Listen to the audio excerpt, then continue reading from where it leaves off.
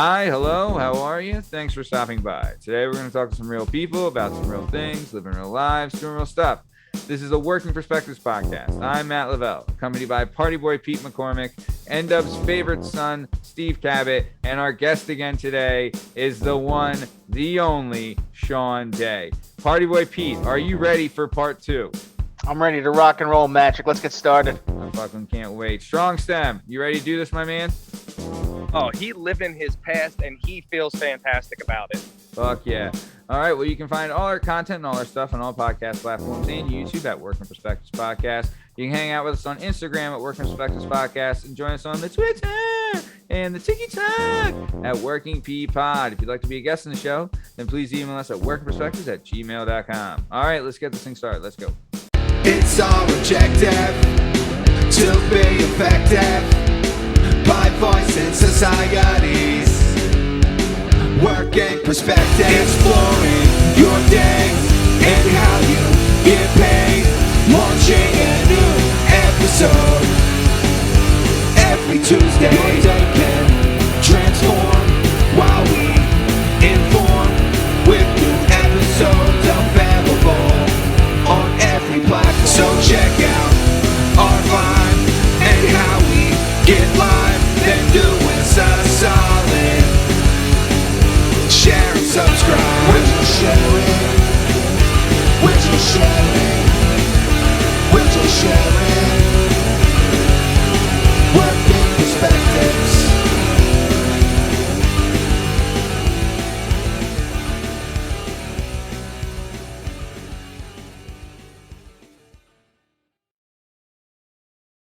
Okay, so where we left off, we've been kind of bouncing around, but it's been fucking great so far. Where we left off, you're just getting with SEAL Team 2, right? You're doing your year and a half of like you've done Build your up. your workup, yeah, your year and a half workup. You're doing your thing. How was the workup, right? And like like because you're like you told us about the cars and everything, like you're doing like all these different missions and training. How long was it before you went to your first deployment? It was about like 3.5 years, almost exactly 3.5 years. Wow. So wait, Yeah. 3.5 years from when you graduated high school, or 3.5 years from when you joined SEAL Team 2? No, 3.5 years, like since I graduated. So Graduate 3.5. bud. Wow. Oh, Yeah, graduated. I'm talking about like everything. But for me, signing up to actually Okay. that first deployment Got was it. 3.5 years. So it Yeah. was all training, all for war at that point. Golly, that's crazy. So, well, think about this too, right?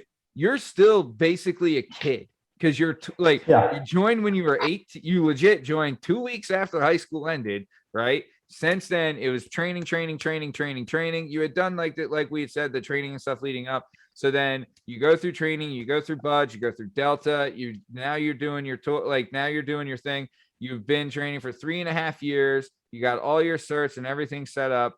You're with your SEAL Team 2. Now you're on your first deployment. Can you talk about where it was and like the time? Like, so you're 21 at the time. So this is what, 2005-ish, 2006, 2004? Yeah, 2005 was my first deployment. Yeah. Yeah. So 2005, you're going over there. So people remember this, right? Like back then, 2005, and we talked about it with Nick, technology back then wasn't great, right? Like, you're like we're still rocking Nokias with Snake One, right? Like doing all that stuff. So like you're not like, I mean, it's not the best. Maybe You couldn't Skype people across the world or yeah you're really like, your team is your family. So kind of what is the experience like for going on tour with a SEAL team, and like how long were you there, and like how was it for you? Go ahead, Sean.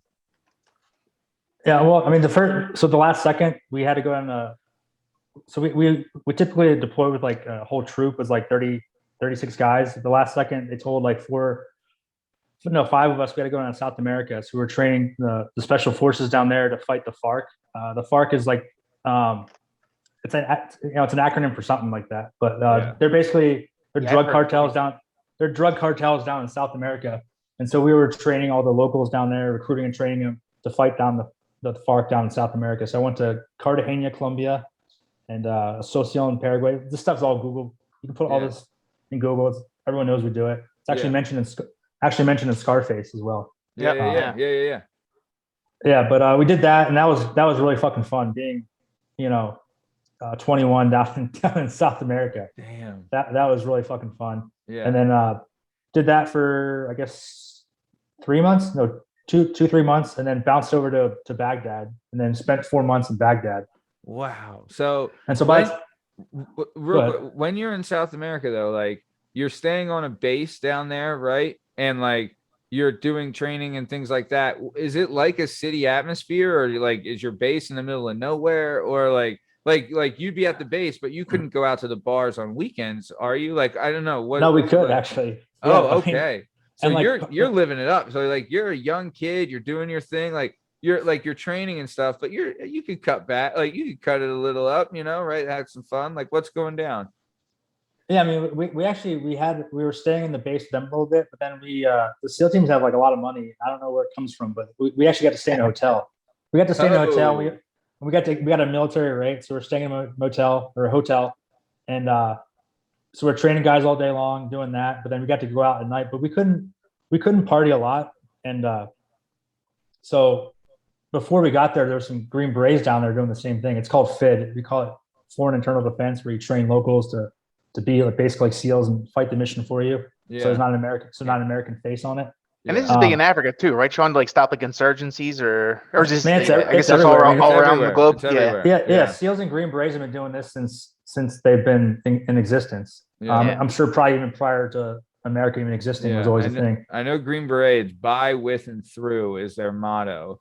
So like they'll do it like by you, with you, and through you. So like they train you how to do shit and to do it yourself. I believe that's the Green Beret thing.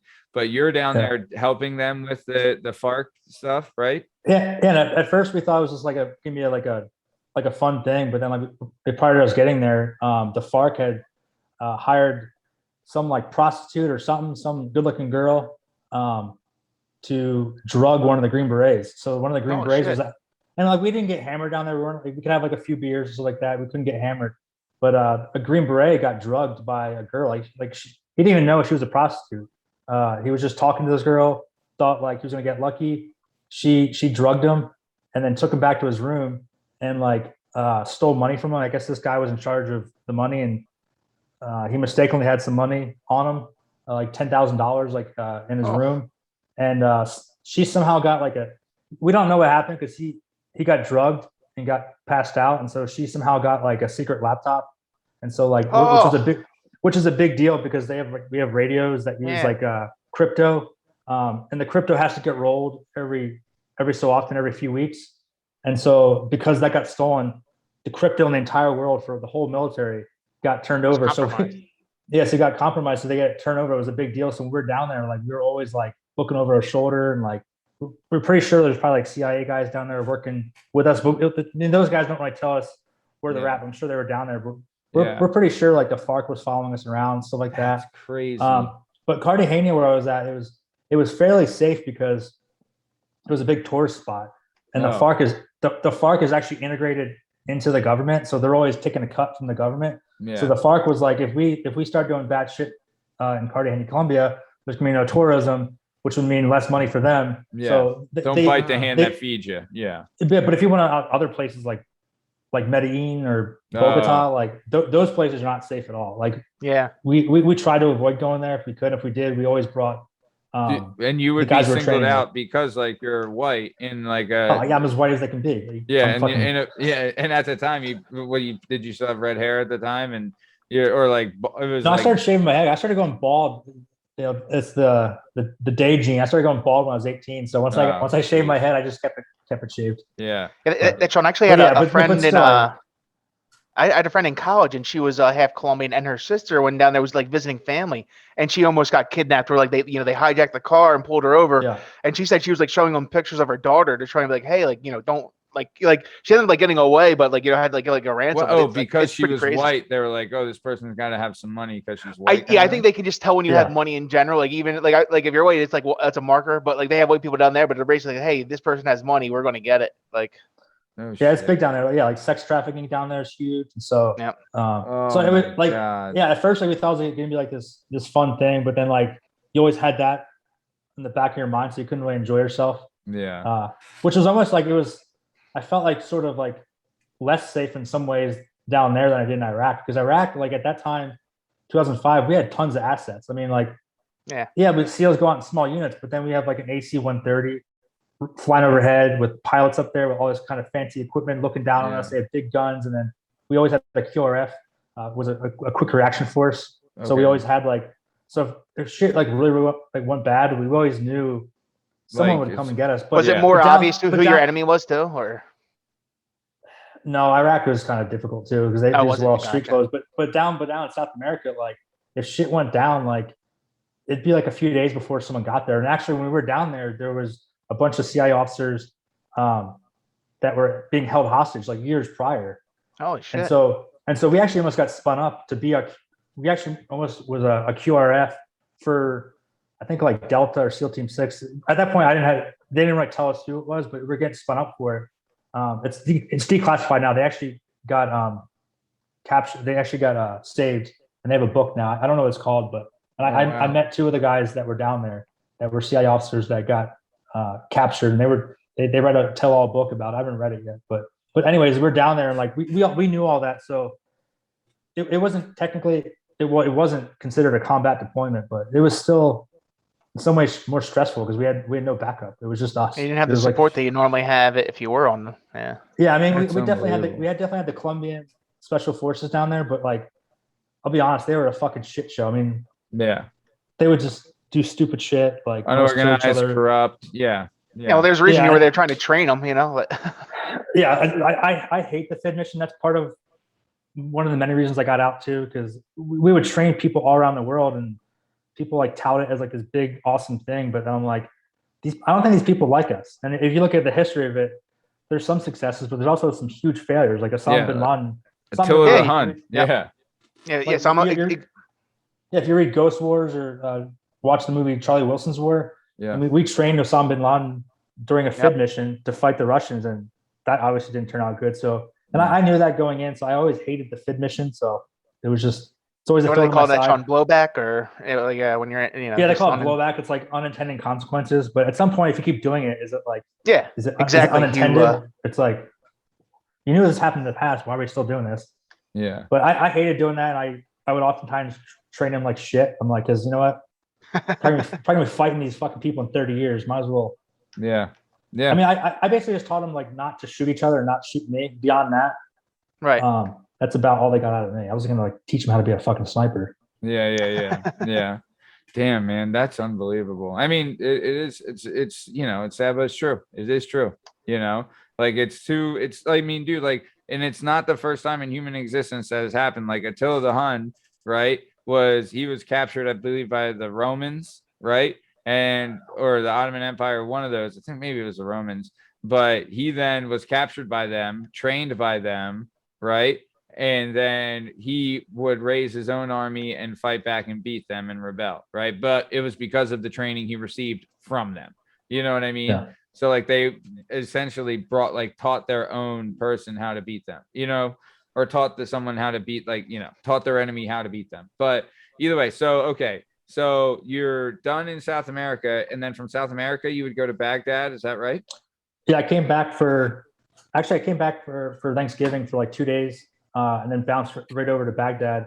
And we were supposed to do that personal security detachment stuff, but the guys that were there prior, they had turned it over to the Iraqis, and apparently the Iraqis did pretty well. And so we kind of sat there for a couple of weeks with sort of no job, because we turned everything over to them. That was supposed to be our mission set, but then we're like, hey, we need to find a job.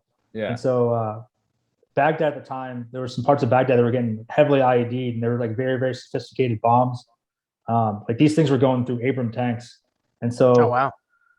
Yeah, there's things called shape charges. So you can take like a pound or 2 pounds of C4, and you can put it on the side of a tank or even fucking side of a wall, and it's not really going to do much.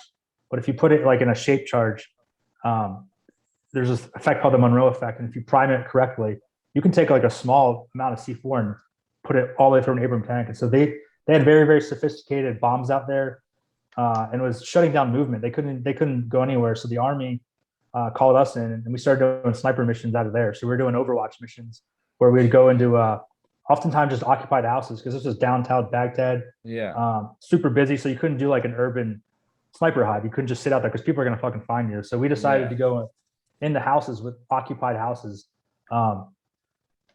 which was kind of unique because like we were like sitting there going to people's houses, Iraqis, living in their like house for 24, 48 hours, just sitting there overlooking an intersection waiting for someone to plant a roadside bomb, while like in some cases like they were giving you tea and cookies and you're sitting there with like a sniper rifle waiting for someone. But most of the time the families we chose, we tried to get with the intel folks. I mean, at the end of the day, we had to find a house that could actually see the intersection, so that was first and foremost. But if we had a few choices, we'd get the intel people and be like, okay, is this a Christian neighborhood? Is this like, this is a Muslim neighborhood? Like, okay, what sect of Islam are they? Is it Sunni and like all that kind of? Because I mean, if you find a Christian family, they're much more likely to like humans. Freudian slip there. Yeah. Like Americans, but then some of the Muslims too. Like, if you find some good families, some of them who weren't loyal to Saddam, they liked us too. So a lot of times we'd actually have an interpreter go knock on the door in the middle of the night and say, "Hey, we're going to come in your house," versus just barging into their house because that right. That they're not, no matter what, they won't like you then. Yeah. Yeah, and also it was like we were like, okay, if we barge in the house, we could have a good family just think someone's breaking in and start shooting us. So we're like, knocking on the door probably isn't the best option, but what's the alternative? So we did that. So we did a lot of sniper missions out of there. We did a few direct action. We did a few direct action, which is like you'd probably call it a capture kill mission. We call them direct actions. We did a few of those, but primarily we just did sniper missions, and that was the most heavily ID'd area in all of Baghdad. So we did that for basically the whole deployment. And we worked with like Army guys, Marines, because Army and Marines were doing presence patrols. So oftentimes we'd actually dress up like them because we had our own uniforms. So we'd dress up like Army guys because they're already going through the area already. And they would just drop us off and we'd sneak into a house and go sit in houses and just wait for people. But then we found out later that, during the missions, we found out a lot of these guys are like fucking 13, 14-year-olds kids finding the roadside bomb. So we actually didn't even shoot them because we found out we're like, this kid looks fucking young and this bomb is very sophisticated. There's no way he made it. Right. And so we would just, and it was 1, 2 in the morning. So there wasn't a lot of traffic anyway. So we would just call it into the Army or Marines, tell everyone like, hey, don't go down this road, call EOD in, get the bomb out. And then we'd have someone else who was outside of what I was doing, but they would track where that person was going. And because we didn't shoot them, I mean, some other guys did, but my sniper missions on my specific hides, we didn't shoot anyone, but we definitely called some bombs in. And as a result, we found out like not only were these 14-year-old kids not really the bad guys, they were just being told like, hey, we're going to kill you and your family if you don't put this bomb on there. And the person doing that wasn't even the mastermind because these bombs were pretty sophisticated and they were coming. So later on, they found out they were actually coming from like other countries, like from like intelligence communities from other countries, like they're like engineers and bomb specialists, because it made sense because they were using stuff that we learned in training, which was like very sophisticated types of ways. Because you can't just stumble upon this. Like they have to get explosives. It's organization. There's a hierarchy. You got to get a blasting cap. You got to prime it. You got to make your shape charge. You have to use the right kind of metal, the right thickness, the right angle, and then you have to like hide it inside a piece of trash, and you have to set it off too, which requires some sophistication. You got to use like a pressure plate or like some sort of a radio and rig that up. So it's like it's not something a 14-year-old kid, your average 14-year-old kid can do. Maybe that one kid could do it, but not like 10 of them. They have like a fucking army of geniuses over there. So it's not lighting a stick of dynamite on fire and just hoping for the best. This was real organized. Yeah. And so I should probably back up too. The reason I was actually acting as a sniper there, I actually got grandfathered in as a sniper before I deployed because we didn't have enough snipers. So I eventually went to the regular Naval Special Warfare Sniper School, but I was actually grandfathered in as a sniper. So I was actually operating as a combat medic and a sniper in these small little hides with 4 or 5 people. Jesus. And so, but basically our mission really became just intelligence gathering. There's definitely some other guys that were getting the big gunfights, but on my hides, we never got into big gunfights. And we found out all kinds of intel, and then that area stopped getting IED'd. So, real quick, so right, Sean, I just want to make it clear for everybody listening. You're saying that your mission would be how many guys are on your team? Americans. How many Americans? Typically for the sniper missions, we had maybe just for that set 16 guys, and we'd split up into 4 different hide sites. So four usually groups of four. Four Americans, and then usually have like one Iraqi interpreter, maybe a local, not a local, but like a regular Army guy or a Ranger or Marine who maybe is better with that AO than us. So it's typically 6 guys, 4 SEALs. Okay, so your team, it would be 4 SEALs and then an interpreter and then one other military guy. You would go to a house in Baghdad. You would knock on the door and say, look, we think this place is going to be bombed. Me and my guys, we're going to hang out here in your house. Either you can be cool with it or not. It's going to happen either way, right? Then you would hang out there for like 24, 48 hours max, right? And you're kind of just watching this intersection in this area. And these people are just, they're not allowed to leave the house during the time you're there, or how does they can't leave. We would take all their cell phones. And they have to fucking chill out. And that's why we maxed out at 24 to 48 hours, because no one comes out of the house after 40, even 24 hours. Usually we're doing 24 hours because no one comes out of the house. It's going to look suspicious. Yeah, exactly. Sometimes people come to the door and we have to tell them to either come in. Like we wouldn't do it directly. We'd like kind of be sitting down and close the door with a fucking gun. Like, hey, don't say anything stupid. And the interpreter would like make sure he's not saying anything stupid and just tell him to leave. But 48 hours was really pushing it because But I mean, some family was like a bunch of introverts. They didn't go anywhere, didn't do anything. A little bit easier, but some families they're busy as fuck and had people at the house all the time. So you're legit like up in the maybe like 2nd, 3rd floor or whatever, just quiet watching the thing, and they could just be business as usual going ever. And then like you're having dinner with these families and things like that too. Like like they would give us tea. Like typically this is downtown Baghdad, so it was all pretty compact. So all the houses were like 3 stories. So we were usually on the 3rd story. Yeah. And it's kind of weird too. Like they would have like sometimes families that have like goats on their 3rd floor. So they would be sitting next to like a goat with a goat pen. Yeah. We'd have like some kind of rig up. Like we'd get like our tripod and our gun and maybe put it on top of a refrigerator, sitting on a couch. And so we're upstairs and we're on a watch system. So, we'd have like usually 2 guys on watch and then 2 guys downstairs. And the other 2 guys downstairs are either sleeping or hanging out with the family. Petting Jerry the goat. Yeah. So like typically we wouldn't let the families up to the actual sniper hide where we're at. But when you were off watch, you were hanging out with the family and they feed you food, stuff like that. And I was like, really? I always thought they were gonna poison us, but like they were. I mean, that's fascinating. Would they be compensated though? Like, I guess did you like give them 100? Like, how did that work? Yeah, I wasn't in charge of the money, but we'd give them some kind of piece of paper, and they could go to like the local base and they could get money because sometimes there was damages. Like for instance, like actually one of the first sniper missions I did, I happened to be because I was grandfathered as a sniper, and snipers are generally going to be your point men, and so I was making entry to the house. And they have these big walls around it, and the gate was locked. And so I jumped over the wall, and it was just bad timing. The woman of the house, she was pregnant, and she just happened to be downstairs, just getting food in the fridge. And she just saw me. And this family actually wound up being a nice family, but they saw me and just thought someone was breaking into their house. And she started screaming in Arabic. I didn't know what she was saying, but she was saying, "Get the AK, get the AK." And so my team leader told us to make entry because we're going to stop the guy from getting AK and explain hey, what we're doing. Like, you don't need to shoot us. But by the time that happened, he already got the AK, and the team leader was like, "Hey, we need to leave because we're trying to kick in the front door. We didn't have any kind of breaching equipment, so we couldn't get the front door in." So I was leaving, and the guy shot at me, and then so this is like, I'm probably like 10 feet away from this guy, and there's a big bay window, and it's nighttime, and there was. The drapes were there, so I couldn't even see where it was at. I just saw a big flash in the room over my shoulder, heard a bullet go over my shoulder, and then the Army guy I was with, he was holding security. He shot that guy, and then we just fucking left. And my fucking gun actually jammed too. Later on, we found out that the gun got taken off the market. It's a Mark 11. I got a live round stuck in the chamber with a stovepipe coming out of it.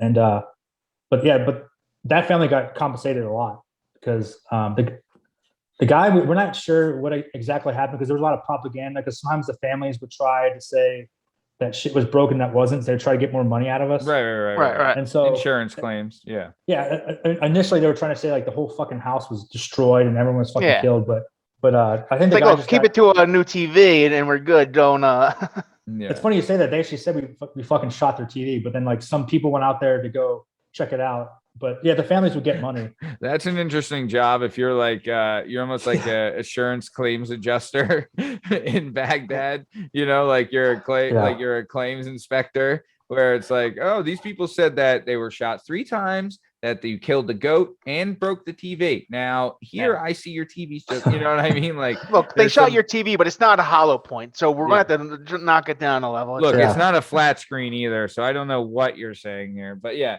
So no, that's to me is unreal to think like you would spend time the with these logistics of it, and there's kids there too, right?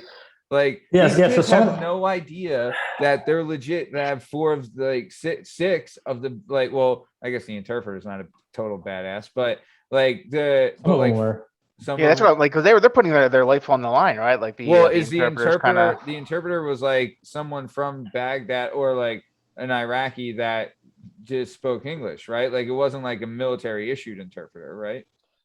No, we people have tried training people to be interpreters, but a lot of language is like I would say 70-80% the language, and the rest of it's like sort of communication and culture. Dialects, body language, all kinds of. I mean, it's like if you're going after someone and like the guy you're looking after is a bomb maker and he's supposed to be from Boston, but he's got a fucking Florida accent. You're like, it's not. But those little subtleties you can't teach. Right. People, you need the real thing. You need the real thing. So we would typically just get locals who didn't like Saddam or whatever, and we had locals doing it. So he was our interpreter. Okay, so it was a local guy, right? And 5 like trained badass sons of bitches, and this kid's there. Hey, you want to see my goat? Like just hanging out with you and like giving you like food and tea. That to me is unbelievable. It's fascinating that's how this is the military strategy. But then if you look back at it, right, if it's World War II, I'm assuming that happened a lot in World War II. Like if you're, if it's Americans, they're in a French town that was German occupied, they have to work with the Germans or the Belgians and things like that. So, wow. But yeah, it is crazy to think like you're sitting up there but like, if that's my house, then yeah, I don't want a car bomb on the corner. You see somebody going into your yeah. So yeah. Most of them they love the mission.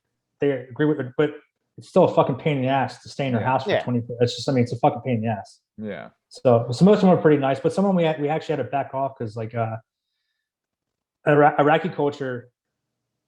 A lot of times they don't like move too far and they all kind of live together. So sometimes we go into one house and it was like these big condo things.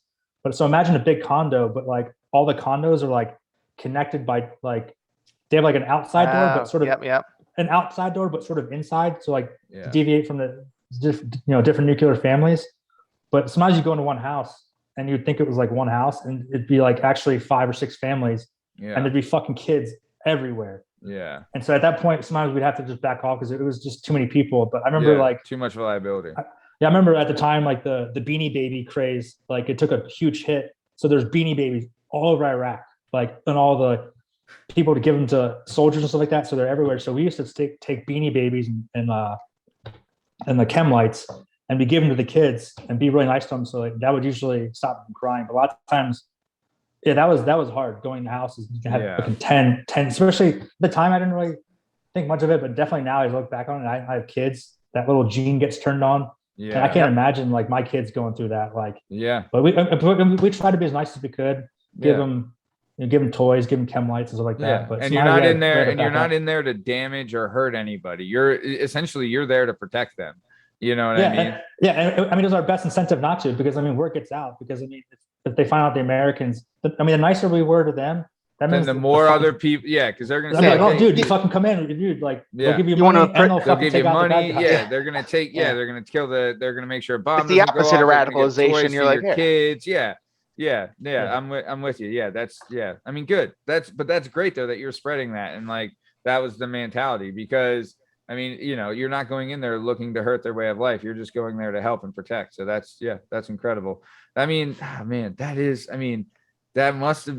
such a unique scenario though, to be sitting there. You have your sniper rifle is the next floor up. You're sitting there on the couch, just doing whatever. And, the wife of the house brings you tea and cookies, and you're just like, oh, man, it's fucking bizarre. Like, yeah, it was super bizarre. Yeah. I'm 21. I'm like, what? Gosh, it's incredible though. I mean, but it's, that's part of the life experience as a SEAL. You're going through stuff like that. And like, I mean, that's an incredible story. So, okay. So let's keep it moving. So when you would go out in the field though, are you allowed to tell us like, what was your primary, like you were a sniper. So what was your weapon? Are you allowed to say, or? Yeah. I mean, at the time we were using a gun called, all these guns you can buy them. There's nothing secret about our guns. You can buy all these guns online. I just didn't know like if people were allowed to know like just don't buy the one that jammed on them. Yeah. So Jesus Christ. Yeah. So that was a big. Yeah, and so actually, that was a big fucking problem because I had to the thing jammed on me, but it was a Mark 11, so it's a semi-automatic rifle. It's basically it is an AR-15, like you've seen like the crazy assault rifles, whatever. Yeah. Oh yeah. It's just it's a bigger round. It's a 7.62 millimeter, which is basically the same size. It is the same size as a 308. So that's what I was using primarily. But once that jammed, that was actually like my second mission I did. So obviously I shit canned that fucking gun afterwards. Fuck yeah. But that gun was awesome. But it can shoot 1,400 yards pretty consistently. But we're working at night, and even with the best night vision, even if it was a full moon, you can't see any more than 400 or 500 yards anyway. Yeah. So I actually switched over to a Mark 12, which is just like a sniper version of a AR-15. Okay. So yeah, I prefer the semi-automatic. I mean, if you're making like long distance shots, like a lot of stuff like Chris Kyle was doing, yeah, he used the 300 Win Mag, but they were working at during the day. They were doing sniper missions during the day, which we never did. And so they could see further. Yeah. The 300 Win Mag, well, it shoots further too. I mean, anytime you have a bolt action weapon, it just has less moving parts. It's going to be far more accurate. Oh, I didn't know that. Yeah, I mean, like. At 100 but it's yards, almost like a waste at night because you don't need to shoot. You can't shoot that far. You can't see the target. Yeah. I mean, the only benefit you get out of it, you get a bigger round. You're going to drop people. But man, a 5.56 is going to drop people. I mean, yeah. I mean, I dropped actually when I was doing some training later on. When I went to sniper school, we did a deer shoot, and we were shooting deer. I shot a few deer that were literally dead before they hit the ground with a 5.56. So because if you got to think like the equation, the physics, it's like. Force is mass times velocity. So yeah, the round's smaller, but it's moving like 2,300 feet per second. So that multiplier, the bigger number is the feet per second speed. Yeah. So the size of the bullet at that point, I mean, if you get a pebble moving 26,000 feet per second with an IED, that's going to rip through you. So this is a pretty random question, but I think it was like on MythBusters. But is there like a SEALs, if you're in the water, is there like a depth where like you can't get shot, like the water will just stop the bullet to get like 6 feet or something, or is that not even a thing? Or you don't? I never got that training, but I mean, I think with a sniper round, it probably wouldn't go that far in the water because those rounds are more made for ballistics. But if you get, I guess if you got like an armor piercing round. Or a green tip round made of like tungsten, like a really hard metal, that could probably go pretty deep. But if you got like a hollow point that's supposed to break, it probably wouldn't go that far. I think it just shatters in the earth. Yeah. Or at least the MythBusters it did, but that was just a TV show. I love that show. Can't believe they took it off the air. I mean, it's still on the air, but no new ones. Yeah. So let's keep it going. So that was your first kind of tour over, or your first trip to Baghdad. So you're with SEAL Team 2. You're in Baghdad. You do a bunch of missions and things like that. Where would you go from here? Came back, and we just go straight into it. So typically SEALs are going to do 2 deployments. So I went straight into a workup. So came back, took some leave, take a little bit of break, and then how long is the leave typically? I think it was like 2 weeks. Something like that. So you come back, you say hi to your friends, have some drinks, get some food, then you're right back into training for your second workup. Yeah, and all of our training was on the road. So like I was gone probably like 290 days out of the year, something like that. I think Oh, that's how it worked shit. out for 11 years. So, because all our training sites, they're very, very little of our training is actually done in Virginia Beach. We had to travel. So, but yeah, you go back straight into a year and a half workup again. Some guys get promoted, some guys take off. You come back and get your rewards and all that sort of stuff. Some guys go over to SEAL Team 6, some guys get out, and then you get some new guys. What is so special about SEAL Team 6? Yeah, Like, that's what I was like. You always hear about it. Like, well, I guess I wasn't sure what the I difference mean, between the why teams. is SEAL Team 2 seems pretty fucking badass to me. I don't know, like, why do people want to go to 6? I mean, if you're a SEAL, you're a badass and you get more money than everyone else as far as like equipment and all that kind of stuff. But the SEAL Team 6, it's first of all, it's much harder to get in. I mean, you have to. Wow.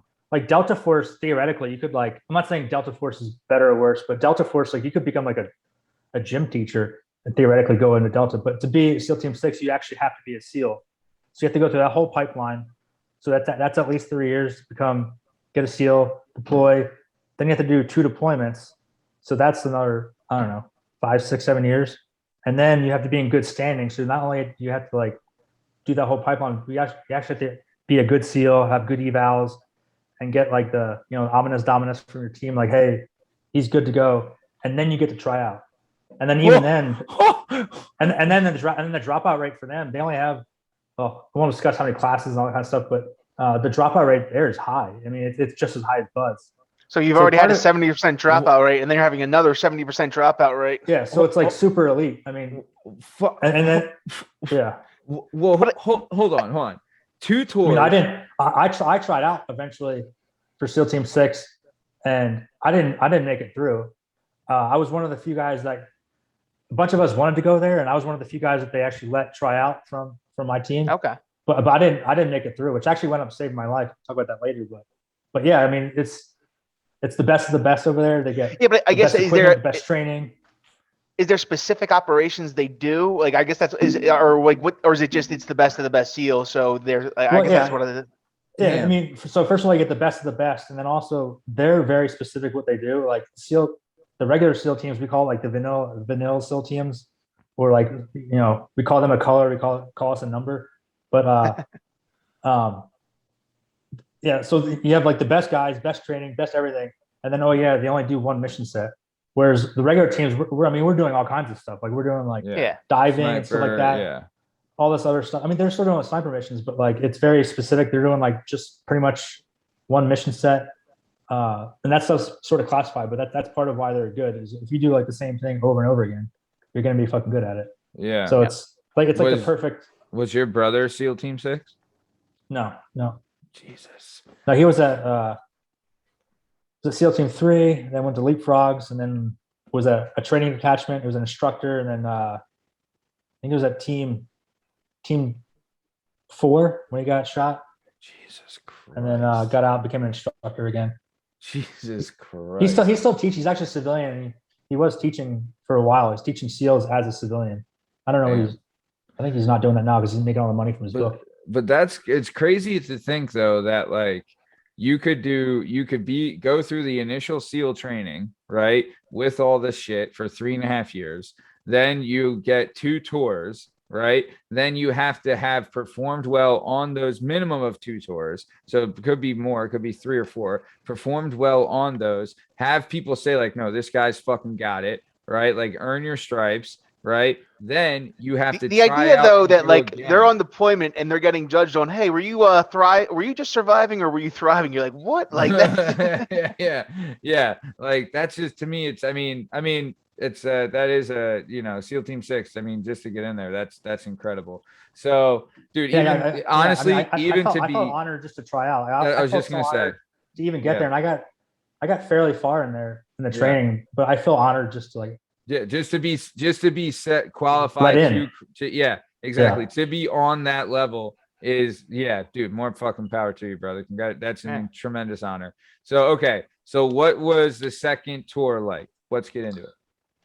Yeah, so I came back and I finally went to the real sniper school because prior to that I went to like I was trained by other SEALs. School. Yeah, I went to like some civilian schools, which are very good schools. I went to the official Naval Special Warfare School, and at that point actually it was kind of funny. I had some more more training. I had more real world experience than some of the snipers at the school because at the time, like those guys didn't really do any sniper missions. There's a few of us did, but yeah, I did that, and then went over to did the whole 1.5 year workup. Pretty standard stuff. Did a lot of. We were supposed to do some more like non-standard stuff. So like the last 6 months of training, we did some more non-standard vehicles. So that was pretty cool. More cool driving schools. Went to like a rally car driving course, and went to like a rally, professional rally racers were teaching us how to drive, and we were scaring the shit out of them.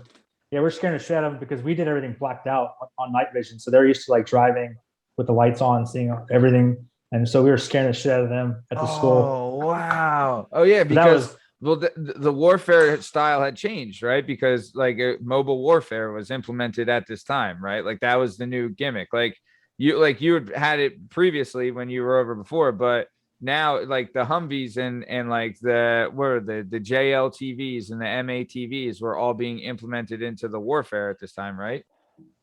Yeah, but we actually didn't like those because we started using I actually don't like MATVs and stuff like that. They look cool, but to a person who knows about explosives, it's super easy to get through. Like if you know you're doing, I mean, a shape charge will go right through that thing. And now they know how to. They know where the weakness is, and they'll find it. So at MATV now you've got like some of them are pretty big. MATV is only one of them. There's a bunch of different companies that make them, but they're all basically the same fucking vehicle. There's just a big, beefed up Humvee on steroids. But the reason I didn't like it, some SEALs did like it, but I hated it because now we had a big tin box. Instead of having 3 or 4 guys in there, you had like 8 guys in there.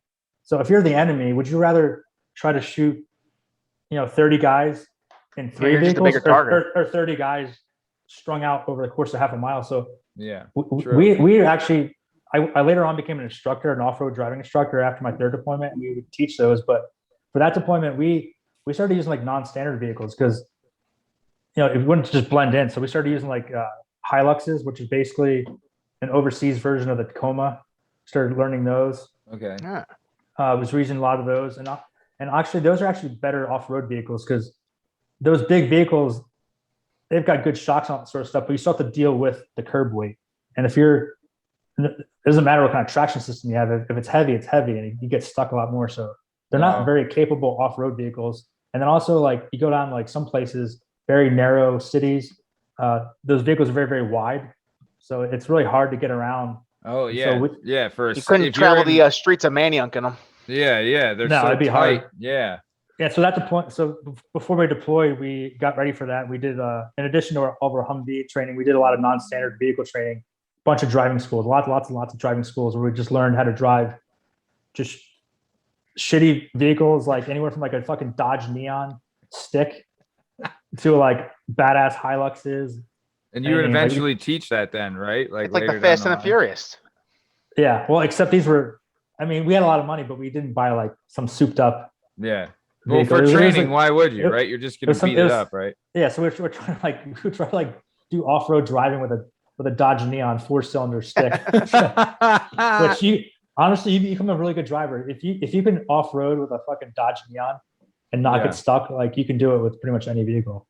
Damn. And then so from there, deployed to that's the deployment where actually I saw Brandon. Okay, cool. Yeah. So what kind of things were you doing? Something similar with like the sniper nest in the houses, or what was this one? No, at that point we weren't really doing too many sniper missions. The primary mission was doing the FID, Foreign Internal Defense. That was always the primary mission, and then recruiting and training them. They would take them out in missions with us. So we were just doing direct action missions. Oh my God. Capture kill missions a lot. Like this deployment, we were like very, very integrated. In my prior deployment, we didn't really integrate with them too much, but this deployment, we were taking the guys we were training out, and that was a fucking shit show, man. Like these guys, some of them were decent. Some of them were like, how could you trust them though? You could never you could never fully trust them, right? No, and I don't, and it got worse and worse as deployments went on, because we started giving them equipment that even a civilian can't get. Like our guys had like night vision goggles. They had our guns. They had our lasers. And our lasers, I think I mentioned it before, but they're very specific frequency. So like you can't see them with other night vision.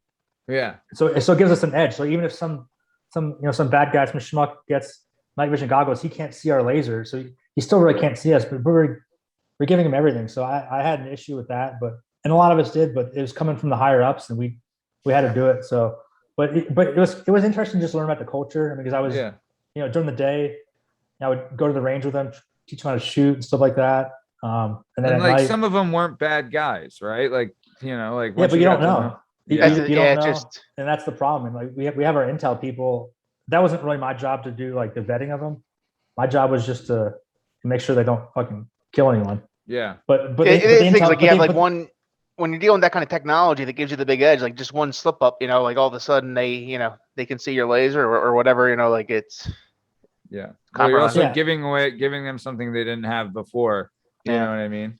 Yeah, and fast forward to now, like I just heard like we pulled everything out and we like left pretty much from my understanding, we left all the equipment there. So like now, not only like so even if the Iraqis are friendly, you still have insurgents coming in. Yeah. And they have like all this fucking equipment just sitting. I mean, there's high dollar shit. They got Humvees and gave them radios. I mean, the US does the same shit with like Saudi Arabia. I'm like, why are we giving Saudi Arabia like F-16s? Like the same fucking shit. I don't know, but I was like on the ground doing that with them, and that was a fucking just absolute shit show with them. Like sometimes like we call them ADs, accidental discharge. I mean, at least once a mission they were like doing something. Or we call it a white light AD because we're working at night, and they'd fucking turn on a white light and they'd fucking give away our position. And we're like, dude, what the fuck are you doing? So it was sketchy working with them. Yeah, because like they're like, oh, I'm sorry, my bad. But in your mind, you're like, you're fucking giving away our position to the enemy, you fucking traitor, right? Like, that's the first thing I would fucking think. Be like, you fucking dumb son of a bitch. Like I would be, I would lose it. So you have to maintain military discipline at that time when you're like, oh God, I can't imagine. So you're putting your life in the hands of these guys who you don't know what their true loyalties are. You're giving them equipment they wouldn't have had access to in training. They had nowhere near the capability of getting without you guys. You're going out in the field with them. Like when you would line up, right? Like when you're going out on a mission, if you're in a straight line, like, would you ever let these guys stand behind you or no? No, I always put them in front of me because like I was fucking up. I don't want to be behind me. And also that was part of what we were supposed to like the whole goal. Honestly, I don't know what the goal of the war was. No one ever fucking told us. But they never defined what a win was. But they basically wanted to put an Iraqi face on it. And we were told that we were supposed to turn over all the combat operations to the locals eventually. No matter where we went, that was always what they told us. And so we always wanted to put them in front of us. But I guess we probably had some leeway if we did or not. But I just put them in front of me because oftentimes second deployment I was the full-time point man, and I just put them in front of me because mainly the reason I put them in front of me, I always put at least a few in front of me because I was always leery of. I could have swore that maybe they were telling people because sometimes we would tell them where we're going, maybe like a few hours before, and it seemed like whenever we did that, we would have what were called dry holes because sometimes we'd go to targets and we did everything right. We went in there silently, like no one ever heard us, and we go to the house and no one's there, and then we're like, and there's shoes just sitting in the house, like they fucking ran out fast. Yeah, and we're like, how the fuck are these people knowing that we're here? Yeah. And so I'm pretty sure that some of those guys were fucking tipping people off. And so I was always leery of them like tipping us off and like me walking into an ID. Right. Sometimes I would have a dog team with me. I'd have a dog team and like an EOD guy with me. But I was, as a point man, I was like, if they're going to tip themselves off, like I'm assuming they're not going to kill themselves as well. I don't think they're suicide bombers. Yeah. So I would typically put them in front of me just so we didn't get fucking shot or killed. Maybe that stopped it. Dude, I would have fucking done the exact same thing. So also, this is your second tour. So what, you're 23, 24 at the time? Yeah, 23 at that point. Yeah, 23. And you were the point man. Man, that's impressive. Yeah, that was fucking scary being a point man. I didn't like it at first, but it's definitely scary because you have like the whole team behind you, and then like yeah, it was. But I mean, it was a lot of pressure at first, but you rose to the challenge and were able to, learn by doing, and eventually you got over it and were able to do it. But at first, I can imagine, like you have veteran guys with you, other SEALs, stuff like that, and you're put on point at a young age. A lot of pressure. Yeah, that's a tough. Yeah, but I mean, I lucked out though. My platoon chief, he was fucking awesome. He's like a legend in SEAL teams, but he was a prior point man.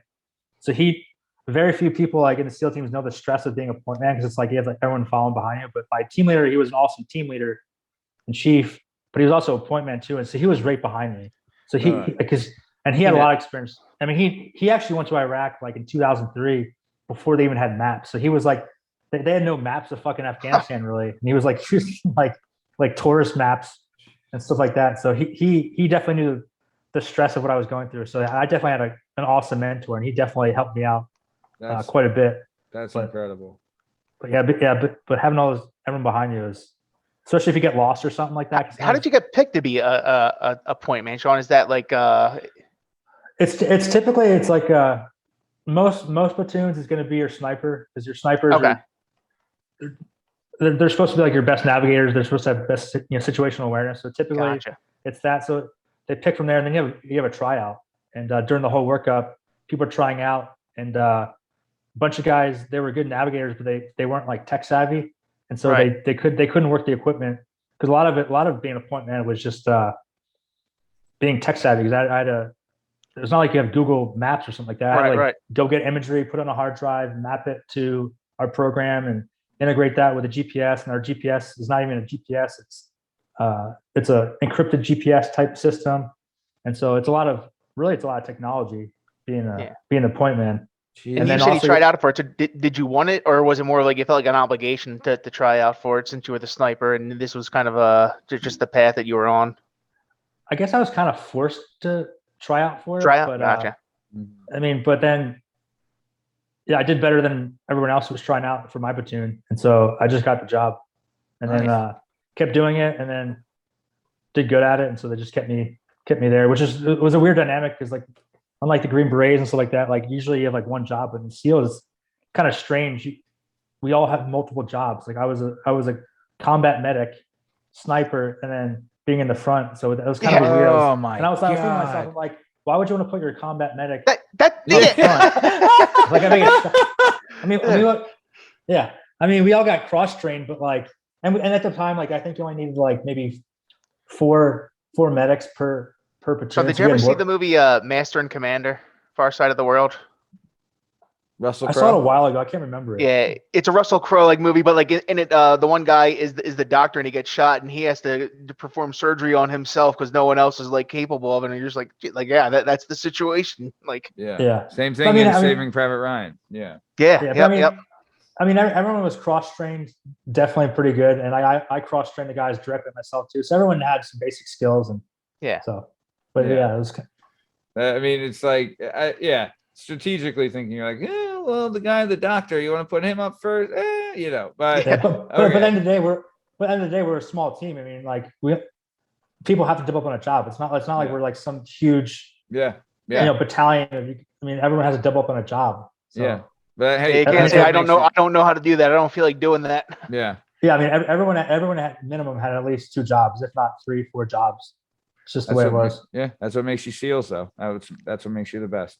So, okay, so let's keep it going then. So you do your second tour. You're doing more of like the training and working with the Iraqis and things like that.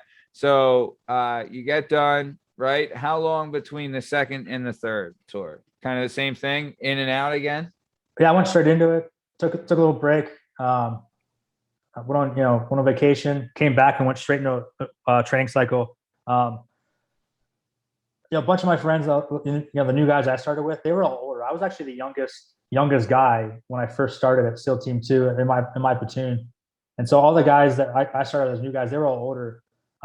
And I didn't. Nobody else went to high school SEALs camp to get a head start. Yeah. They might have been older, but you had been legit doing the SEAL stuff longer, But still, I mean, age is age, and I didn't feel like I was mature enough to go try out for SEAL Team 6, and so those guys all tried out for SEAL Team 6. A bunch of them made it. I decided that was still my goal, was to do that. But but I wanted to do another platoon, get some more experience and grow up a little bit. Like, so still pretty fucking young. I was like 24, 25, still pretty young. They were like 28, 30 years old by then. And so I stuck around for another pump over there, did my third deployment. Same deal, it's pretty standard 1.5 year workup, and then deployed. And then that deployment went like all over Africa, all over like Europe and Africa and stuff like that. What? That's insane. So what were you doing, the same type of thing again, where you were training people there or what was this one? Yeah. So at that point, we're kicking everyone's ass. We're kicking everyone's ass in Afghanistan and Iraq. And so they didn't really have like a nice place to stay, you know? So they started moving down to Africa. And so you started seeing a lot of insurgencies and, you know, radicals and insurgencies down there. So we started just going down there. That was not classified as like not all of the places we went to were classified as like combat deployments, but we were there to nip it in the bud. You know, it's like if you got, if you got, it was just like Boko Haram, or I guess that was the most popular one, the one that the media always talked about over here. Yeah. So we're just kind of nipping in the bud, kind of getting our foothold, you know, recruiting people before it became a big problem. So we're all over there, just doing that. Yeah. And then actually, I decided to re-enlist. So that deployment, I went over to Iraq for 2 weeks during that deployment, because you get tax-free money in a combat zone. Yep. So I was getting a bonus. So they were giving me a big bonus. So it was kind of as you should, like. But if I got that bonus like stateside or anywhere else, I'd get hit on like, I don't know, capital gains. You could probably tell us, Pete, you're an accountant, but I'd probably get hit on all kinds of crazy taxes. But they send me to it's your top rate. So like whatever your top rate is, like, so, you know, like, I don't know how much you made, but yeah, you're probably giving up at least 25% of it, probably closer to 30 or 40. So I went to Iraq to that deployment for 2 weeks just to re-enlist, to get my bonus. Hey, good. Fuck them. Yeah, I'm keeping all of this. There you go, man. Good. I got a nonprofit now, so I mean the money's going good places. But no, I went there and then came back to Africa. And just did all that, and then are you allowed to say what's the name of your nonprofit? Because we want to plug it. Yeah, I mean, so say it again. Yeah, Neptune Spear Farms.org. Yep, and for those who didn't hear it in part one, we're gonna have a link to this in the description. We're gonna have a link to the website, and we're gonna have a link to the Instagram page in the description of this episode. So we encourage you to go check that out. And then we're also going to have a link to Sean's brother Mike, his book, which is available on Amazon now. We're going to have a link to that page as well in the description. And I encourage everyone to take a look. And Perfectly Wounded, that was the name, right? Perfectly Wounded, Sean? Yep. Perfectly Wounded by Douglas Mike Day, or is it just Mike Day? Mike Day. Yeah. Mike Day. Great stuff. But yeah, we'll have links to all that in the description. So yeah, please check it out. And and you know, Sean's doing a great thing, really great thing with Neptune Farms. And I do want to get into that. So yeah, I'm excited about that too, because I love the farming stuff. We still have a couple more SEAL things to do, and then we'll get into the farming stuff. So okay. So it's kind of boring after this one, yeah. All right, well, we'll do one more tour. Well, you know, I don't think any of it's boring. You might think it's boring. I think this stuff is absolutely fucking fascinating. But let's keep it moving. But I do want to give a good chunk of time to talk about the farm as well. Wait, what do you mean now? A word from our sponsor. Are you someone who struggles picking a podcast to listen to because your time is extremely valuable? Yeah, how'd you know? Are you someone who says, "Damn, there's not enough hours in the day to pick just one"?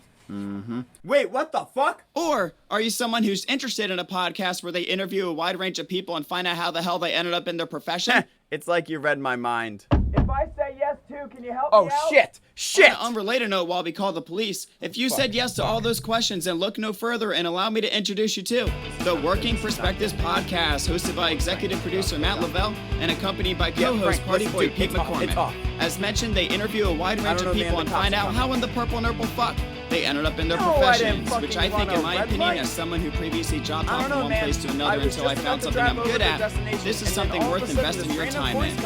You will learn about jobs that you never knew existed. Feel the grind that some of these people felt before getting to where they are today.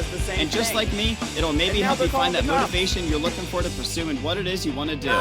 And also, they have great segments in the middle of the show, such as The Weekend Pop-In. Give it a shot. And my two favorites, Memory Lane and What's Going Down in Gamertown, which is a segment I'm part of, so you should definitely look into it.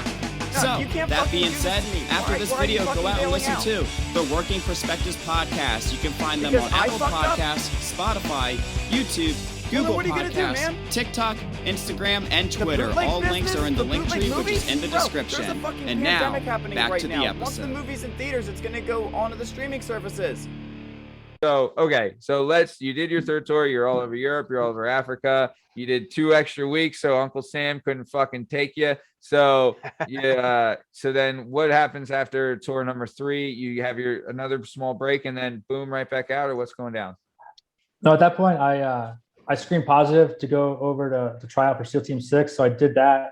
So there's a little break before it started. So I just kept training for that. There's a whole screen test. You got to do all kinds of like IQ tests, it's basically an NFL combine. You got to do like the Wonderlic, all kinds of weird stuff. But got in there, made it pretty far, but then didn't make it through. Hey man, and at the same, Oh no. Actually, it went up like potentially saving my life because a good friend of mine, Aaron Vaughn, me and him, when I was in there, we were like shooting pairs. We actually had the best shooting time. It was like a pair shooting competition, and me and him had the best time. So we were like really good friends in there. And he went up going to the squadron that was on Extortion 1-7. So Extortion 1-7 was like the biggest loss of life of SEALs ever. It was after Bin Laden had been killed.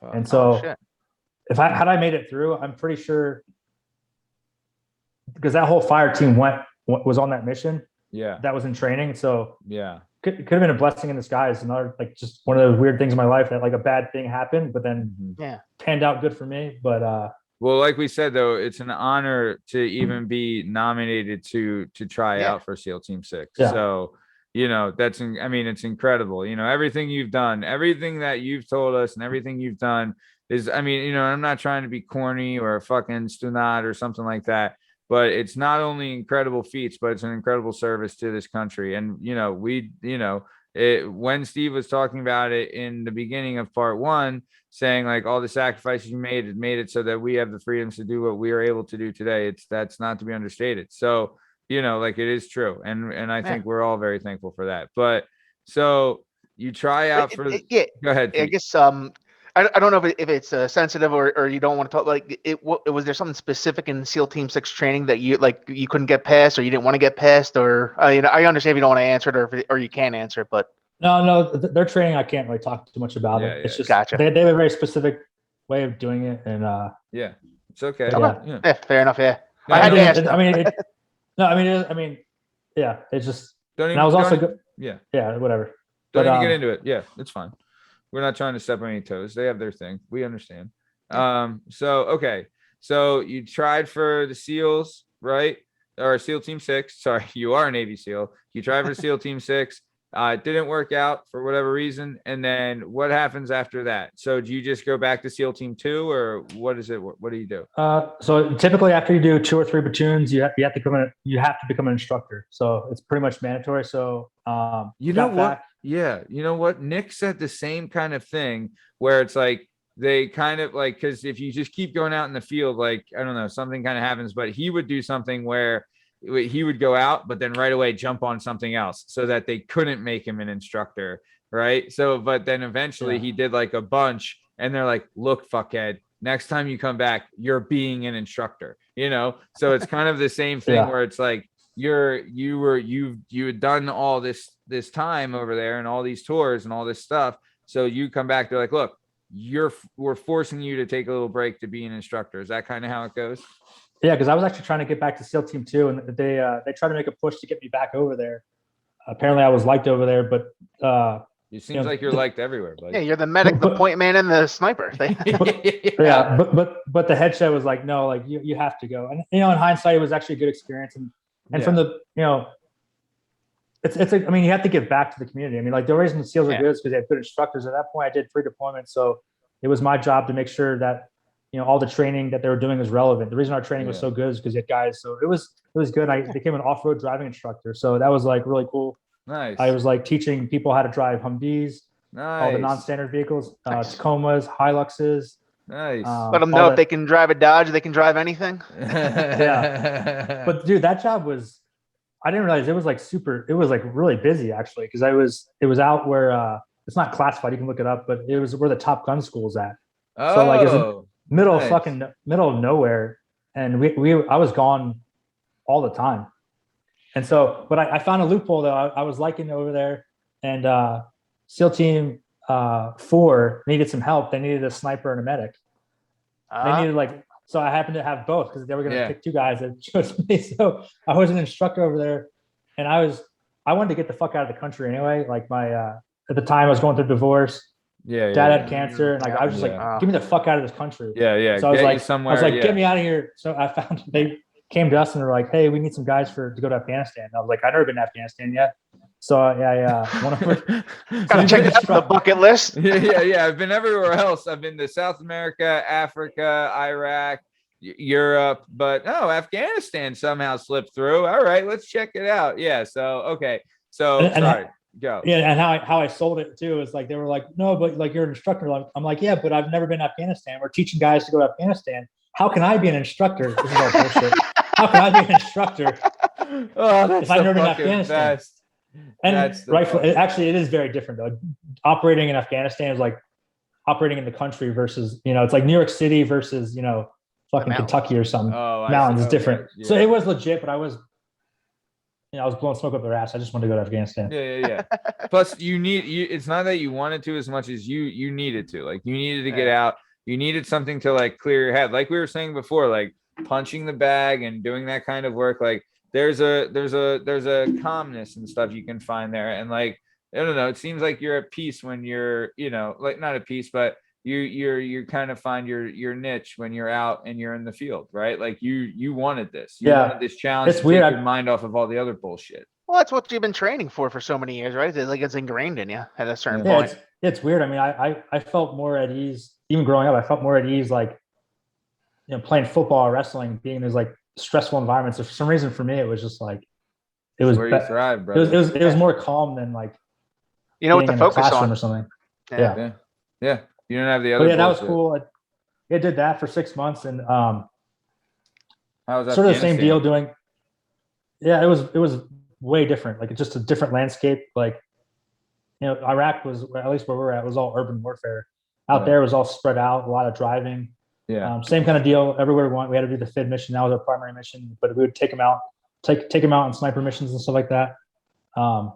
Which was kind of odd though, is I actually wound up augmenting SEAL Team 6 out there for a little bit, for a couple of weeks, which is kind of strange. Sometimes they would pull from the vanilla teams, and I was helping them out for a little bit. No shit. And then oddly enough, I got embedded with some Rangers, because the guys we were training, we were giving some of the guys who were training the Afghan partner unit. We were giving some to SEALs, obviously, but some of them were going to work with Rangers. So they thought it was a wise idea for me to go get embedded with them to see how they do it, because everyone does it a little bit differently. So I got embedded with Rangers, doing missions with them for a good month and a half. Do you know what Ranger battalion? I have no fucking clue. It's all right. You probably shouldn't say anyway. But how? So I've said on the show a bunch and stuff. Like, my old man was the Airborne Ranger. So how was it working with the Rangers? I know there's like the friendly rivalry of like Rangers and SEALs and Marine Recon, and like all you fucking badasses. All the tops of the tops. Yeah. You guys all fucking bust each other's balls, and the whole SEAL, like, how'd you train them to bounce the ball on their nose gimmick and all that bullshit, like the whole SEALs joke. Like, but legit though, like, you guys, you might bust each other's balls, but there's a lot of respect, I think, on all sides of the coin there. And you guys all very much respect the capabilities of all the things that you guys are able to and that you do. So for you, like this, I mean, I don't know how common this is. I know Nick had mentioned he had done some things where he worked with SEALs and Rangers and stuff too. And he had said, like, it is a unique kind of thing. But how did you like your experience working with the Rangers? No, it was awesome. I mean, they're good. I mean, like you said, I mean, everyone's we all, in front of everyone, we make fun of each other and say whatever, but behind the closed doors, we all like each other. Yeah. And at the end of the day, it's all different jobs. It's like, you wouldn't compare like a pole vaulter to a wrestler. I mean, they're both good at their Olympics are good. They're good. They're trained for different mission things. set. And it's like, Rangers, do they suck in the water? Yeah, but they don't train in the water. They don't train for the water. Yeah. But for their mission set that they do, they do very well at it. Like, so like when I was with them in Afghanistan, they were in their element. They're on land, and they've been doing that for a long time, and they know what they're doing. And like, so it was awesome working with them. But I mean, they definitely do things a little bit differently than us, and the unit's definitely a little bit younger. They're definitely not as mature than I would say, but that's not anything against them. They're just younger guys, and they got the mission done. Everything, went pretty smoothly with them. I got into more firefights with them though in a month and a half in my entire career. I mean, we were definitely only working at night, but we just that was very interesting working with them. We got into firefights all the time. Fuck.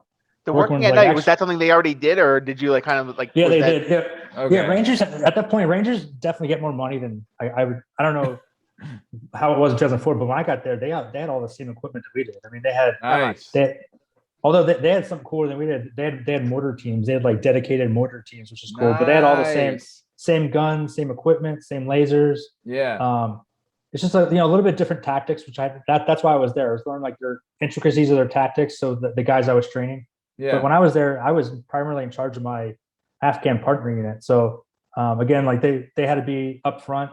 Yeah. And so my job was really just, I was the only SEAL amongst all these Rangers, and I was in charge of my Afghan partner unit. I think I had like eight of them. Yeah. 8 of them with an interpreter. So I was just going out and doing missions with them. Jesus Christ. And you were, but still, man, you're not like what? You're 27 at this time, right? Like, I'm so bad with time, but like, I guess probably about pushing 29, 30, I guess at that point, because there was some gap. There was some gap after SEAL Team 6 stuff and stuff like that. But I guess I'm about 29, 30. Damn, man, that's incredible, bro. Still, that's fascinating. And like, I mean, dude, like they must like your qualifications as a SEAL to be able to go with Rangers, like observe them, work with them, see how they work, then take that to the fixed stuff and train the Afghani guys and train them to use the stuff. Like that's incredible, man. That's just shows like your qualification and then your skill set as like, just a badass son of a bitch. So we are coming close to the top of time, and I want to dedicate some time to the farm, right? So before we talk about the farm, is there any other things you want to share about your experiences overseas and things like that? I know that was what we talked about. That was like your 5th kind of tour, 4th tour when you were with the Rangers. That was my 4th. I went up doing 5, but it was just a small stint. So, but yeah, I basically did 5 deployments altogether. Yeah. Hey, and then I got out in 2013, April of 2013. Okay, so after 5 tours, or 5 tours, all these kinds of missions, going to all these kinds of countries and doing all these incredible things, and serving our country, you decided to retire, or just I don't know if you retire, I don't know what the word is, but you decide to leave the military, and you're I guess you're always a SEAL. Once a SEAL, always a SEAL. But you leave the military, and then so in 2013, is that when you started Neptune, or? No, I started it later on. I mean, like the goal was always to go to college. I mean, even when I was in high school, the goal was to be a SEAL, but I also wanted to get out and become like a CIA officer, FBI agent. Over the years, that changed. But school was always the goal. Really? Yeah, I mean I always wanted to. I always enjoyed school, and I was always pretty good at school and stuff like that. And I was always into science and stuff like that. And so going to school wasn't like completely out of the blue. But now, if you were to ask me if I was gonna be a farmer when I was 18, I'd have been like, no. You'd be like, farmer, go yourself. Like marry me, like marry me or Freddie. Yeah. So like, and the thing that I like about the farming is, I'm sure we'll get into the Sean, is like, people talk about like American technology, right? Like we have space technology, like we've created a lot of things, but like American agriculture, like our farming technology is like nuts. Like really? Like over the history, like probably our biggest contribution to mankind is the farming technology that we developed from the 50s onward. Because Matt, Really? like back in like 1950s, the average American consumed 20 pounds of chicken a year. And now it's up to 95 pounds of chicken. And it's because we were able to increase the yield, how much we get and how cheap it is. So back in the 1950s, we ate the same amount of chicken as beef because they cost as much. Now chicken is so cheap because we increased the yield and made it like sustainable. Like if we were doing the same farming techniques that were used in the 1940s, we would not be able to feed the amount of people on this earth. And that's where like it's an interesting subject because like it's the survival of the species. People just think like farming is like the simple thing, but like the amount of money that goes into it, the amount of technology that goes in and comes out of it, it's pretty nuts. That's incredible. So okay, so like let's fucking dive in. So 2013, you leave the Navy SEALs, then you sign up to go to just a community college or a regular college, or where did you go? Yeah, I had to go to community college because I'd been out of school for so long, and I was doing a bachelor's of science, and so I had to do. You got the nice GI Bill. Yeah, I had to do. Nice. Yeah, I wasn't actually going there to save the money. I was going there just because I was doing prereqs because I was doing a agronomy degree. Agronomy is like the study of farming, but it's a bachelor's of science, so I have to do like calculus, physics, and I was good at school, but when you only use physics and math and calculus for 11 years, you forget it all. So I was doing prereqs for the prereqs because as a freshman getting a bachelor's of science, you're expected to do calculus as a freshman. So I had to go back to community college, do all kinds of chemistry because I have basically all the chemistry as a chemistry major. I had to do general chemistry 1 and 2, organic chemistry, biochemistry, physics, calculus.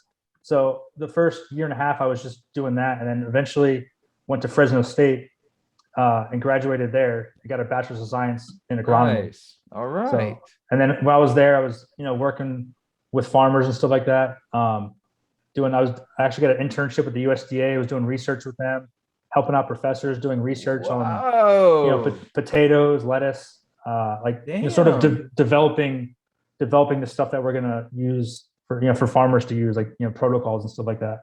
Dude, that's incredible.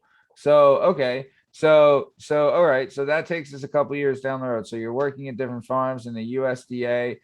So are you developing are you doing studies to develop like regulations on like the monitoring the food and stuff, or what were you doing with the USDA? Well, I'll go to Fresno State. Specifically, before I went to USDA, I was working at Fresno State, and I was specifically looking at lettuce, looking at like nitrogen, because like for instance, like nitrogen, like in a plant's life cycle, it needs like 80% of its nitrogen on the last 50% of its life cycle. So if you're adding nitrogen at the wrong time, the nitrate can get in the water supply, and nitrate getting in the water supply is a huge problem. Like the farmer's wasting money, but specifically for your area, your water table is really low. So if you get nitrates in your water supply, what can happen is if it gets in, you've ever heard blue baby syndrome, it happens from nitrates getting in the water supply. It actually, the nitrate will knock off an oxygen molecule off of hemoglobin, so the babies will turn blue and you basically just suffocate. And so we're trying to prevent stuff like that. I mean, you'd think like, I'm just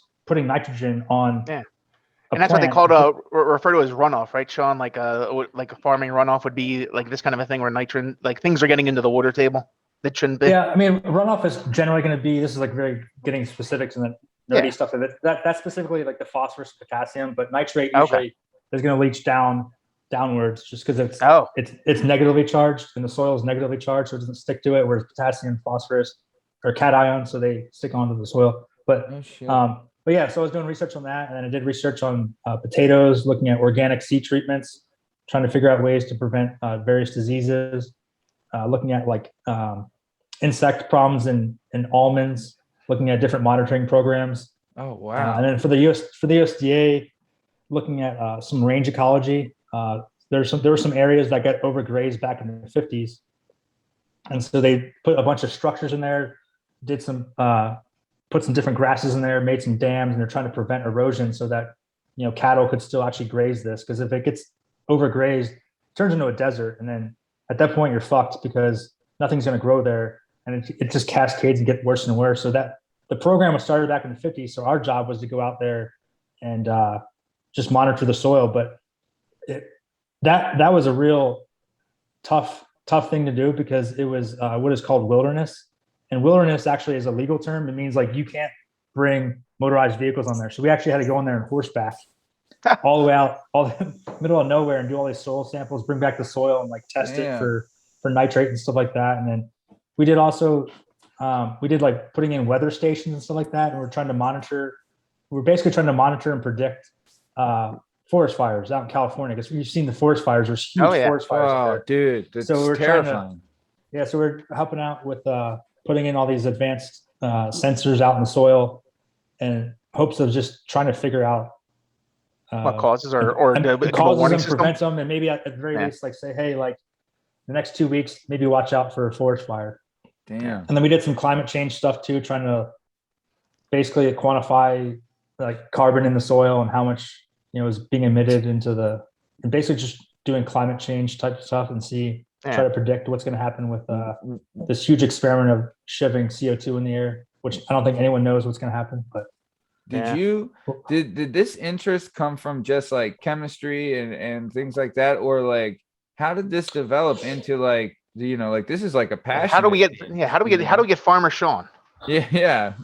Well, I mean, I always wanted to be like going to the CIA, and I was always like FBI and stuff like that, and like interested in intelligence. And so in the SEAL teams, and as a kid, I was always reading stuff like that. And I started reading like intel reports and stuff like that when I was in SEAL teams, and also seeing firsthand like how these countries like the ecological system would just like collapse, or their economy would collapse. And like I was like, holy shit, like this could actually happen here on US soil. And I started reading like intel reports about like how like the military views our farmers as like almost like from a national defense standpoint. Because I mean, if we're not producing our own food and like we're relying on the rest of the world for food, it's a big problem. Like, you look at like North Korea, like we put embargoes on North Korea and they fucking starve.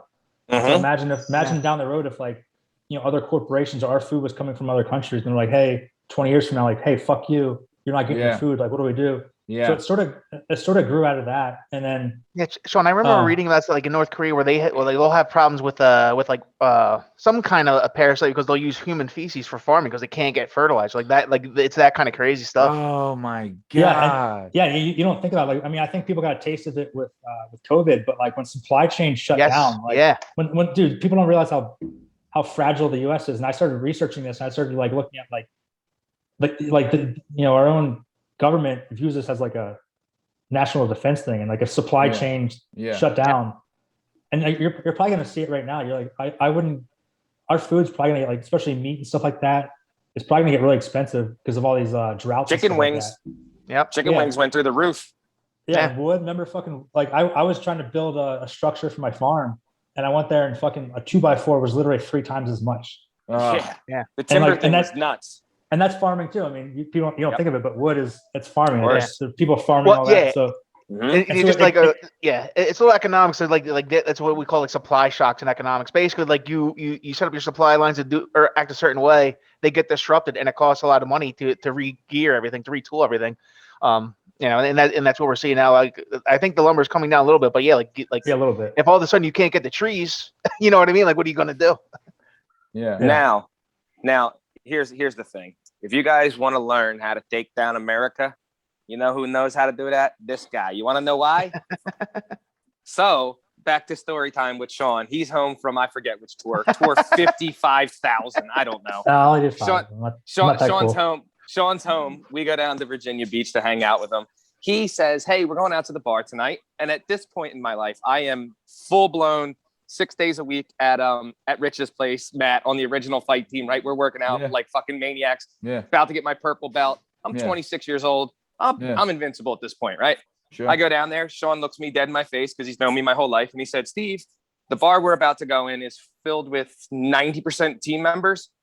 Please don't start a fight. And I'm like, 90% Navy SEAL team members. Yes. It's what they. Yeah, that's one bar you don't want to start. It's a team bar. It's a team bar. Right? Most people you don't have to make that warning to, but we definitely won't mention the name because because that place is amazing. So hold on, because I'm gonna get even deeper. Oh, so it's wow, so it's like an underground bar. If some bad guys knew the name of that bar, they'd be. So Sean tells me this, right? So first off, I go in there, and the next day, I'm pretty sure they thought Sean. They were like, Sean, your buddy a gay dude? Sean's like, what are you talking about? Every dude that even absolutely lightly bumped into me, I'm like, sorry, let me get you a drink. Let me buy you a drink. The guy's like, all right, I fucking guess. Go ahead, buddy. If that's what you want to do, whatever. You didn't even fucking bump me. You're like, look, I'm gonna buy every guy in here a drink, and I don't care. You know, they're all like, I thought you said your friends were like cool from home. This guy's a fucking weirdo. Yeah. Whatever. And the one guy, as we're standing around, and the one guy we're hanging out too. He was a state champion wrestler in Iowa. Yep. I remember that guy. Yep. Yeah, he had cauliflower ear. And now, if he wasn't a Navy SEAL, I'd have been like, well, who gives a fuck about Iowa? I'm from PA. But instead, I was like, wow, hell yeah. Oh my God, naval guys. So anyway, this is where it gets good. So I find out that mysteriously, as me and Sean happen to talk to the ladies of these bars, right? Sure. So they have nicknamed these ladies frog hoppers in the bars, right? Frog hogs. Frog hogs. Is that like? Oh, okay. So like, those are girls that chase seals. Yes, but they chase Navy SEAls. They go to Navy SEal bars. Groupies. Yeah. So these groupies, at one point, one of the guys that were standing with Sean, one of his good friends, he walks up and the girl says, "This is when you know they're the frog hogs, because the first thing they ask you is what team you're on." They already know the deal. They want to know, they know everybody, right? Like what team you know. He's like, I'm a knight. The guy says, I'm on team 3 or whatever, team 4, whatever, right? And the girl was like, oh, so you're deploying in a couple weeks to blah blah blah. And he was like, what? I don't fucking know anything about that. So he talks to his fucking commander, and the guy's like, who told you that? Well, clearly the commander probably was banging her too. Because when they get a little drunk and you're always out and around, they talk to these girls. These girls know more about America in that certain establishment than 99% of the world. It is unreal. It's unreal. Problem. Like it's a problem. No, it's a real problem. Like, dude, we would get like legit briefs at work, like, "Hey, motherfucker, like, stop telling these fucking girls." Yeah. These girls know more about the fucking the Navy SEAls than the Navy SEAls know about themselves. Oh, no, like we're talking earlier before about like women in combat. Like, I'm back and forth with women in combat, but what women can absolutely do better than men is fucking being spies and doing intelligence. Sure. They have a role in that. Like if I agree. could like create a team, I'd put all women just collect all the intelligence for us. Way better. They call it the tea. They can collect the tea. Yes, sure can. And then spill it. Yeah, and some of these ladies are. I would tell them. I'll tell them anything. It doesn't matter. Right. Some of these ladies, they're attractive young ladies. You're damn right. I have multiple times. The only thing is, I don't know shit. They got about 3 minutes of me in that bar. They're like, "What team you on?" And like he said, I was like, "I play for the Sixers." And they were like, "Get the fuck out of here, you 5'5" white guy! Get the fuck out of here!" Are you Kyle Korver? Adopted cousin. Yeah. I'm like, Steve's like, I'm on SEAL Team Sex. What's up, girl? I'm like, yo, you guys know that one of my best friends is a SEAL, and they're like, one of the fucking 80 guys in here. Yeah. I'm like, oh fuck. Well, all right. Well, this is a bad spot to bring that up. Yeah. Yeah. We know. I mean, we know he likes glue in his asshole. Dude, that fucking glue was all over the place. I actually had to call the company. It was gun glue to put up targets. I had to call the company because I couldn't get the shit off my fucking skin. Yeah. It was all so what happens if you're held down by 12 men and they glue your asshole shut? What is the proper protocol? Yeah. How do you remove that? Yeah. No. Well, what are you gonna do? Yeah. What are you gonna? Hey, man, that's still. Now, Matt, edit that because I want America to win. So we're gonna edit that. We are. We don't need to edit. But that is a true story. It is insane. Right. No. What he said is fine. Like, no, like we didn't. Everyone down there knows that, but no, the specific bars we hang out, we're not going to mention that. Yeah.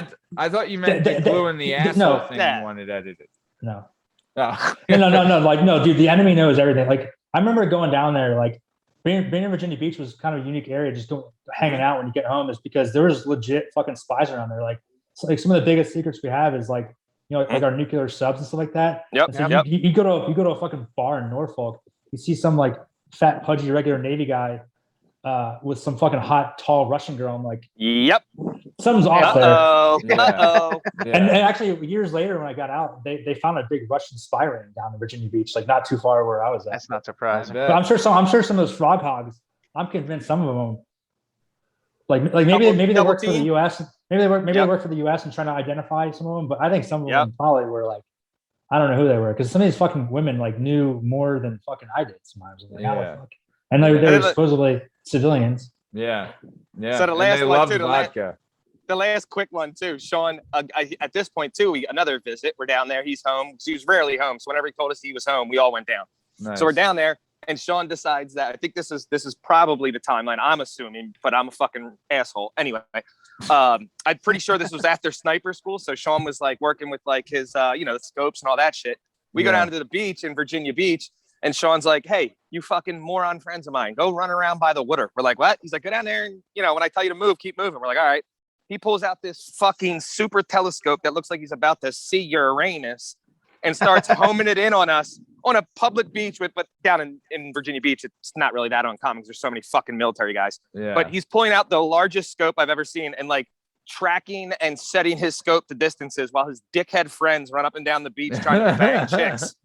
That's kind of great though. That seems like it'd be so much fun. Awesome. Yeah. No. The reason I was doing that because I was actually in sniper school. And I knew it. So I had a test. I think they came down like a Thursday. There's sniper schools in like 3 different phases, and the first phase is just all surveillance. You learn how to like use cameras and stuff like that. And so I had a test the next day. So I was trying to like entertain them. I had a test Monday. So I was out there with all the cameras.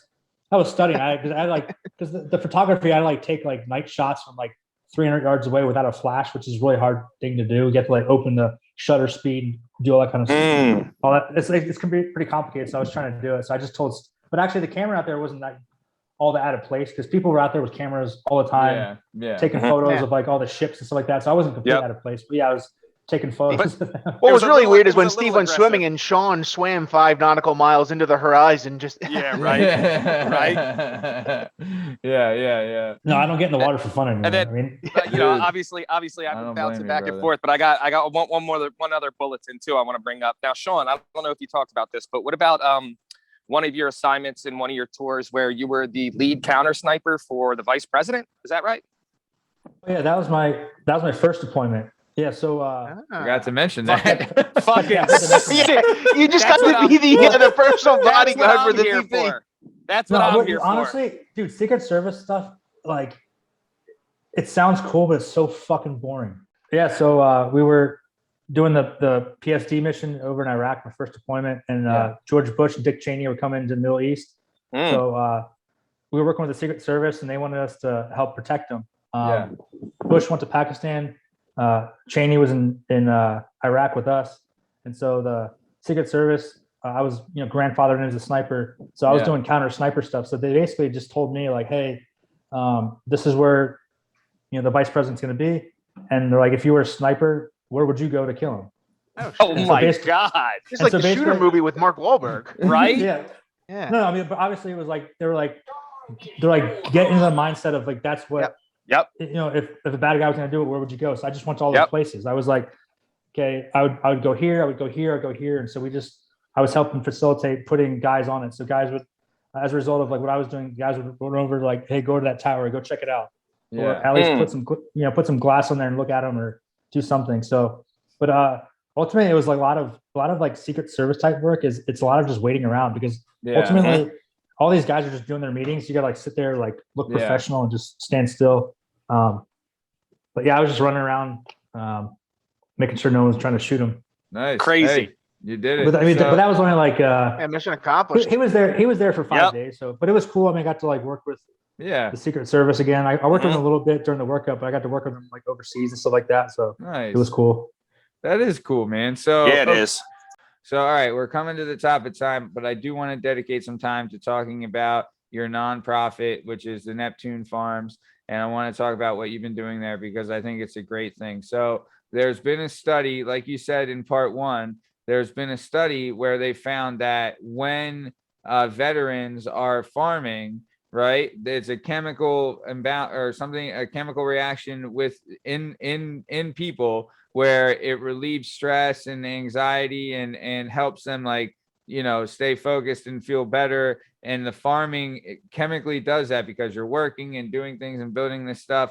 So you decided to do a nonprofit to help veterans with PTSD to, farm and like just do it's incredible. So kind of, can you start with like, what was the inspiration for this? And then how does it work? And then like, just tell us a little bit about it. And like we said, Neptune Farms, the link into the website and to the Instagram Neptune Spear Farms. Yep. NeptuneSpearFarms.com.